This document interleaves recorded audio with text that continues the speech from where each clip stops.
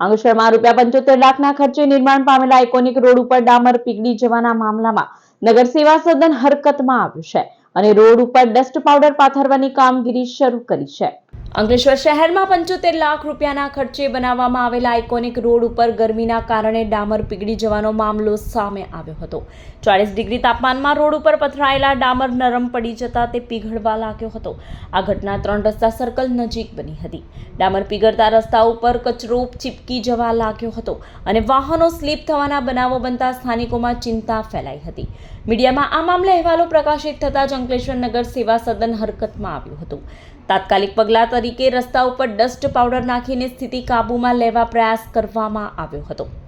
સ્થાનિક લોકોના જણાવ્યા મુજબ થોડા જ સમય પહેલા તૈયાર કરાયેલા આ રોડની ગુણવત્તા અંગે હવે સવાલો ઊભા થયા છે। લોકો દ્વારા રસ્તાની કામગીરીમાં યોગ્ય સામગ્રીનો ઉપયોગ થતો હતો કે નહીં તે અંગે તપાસ કરવાની માંગ ઉઠી રહી છે।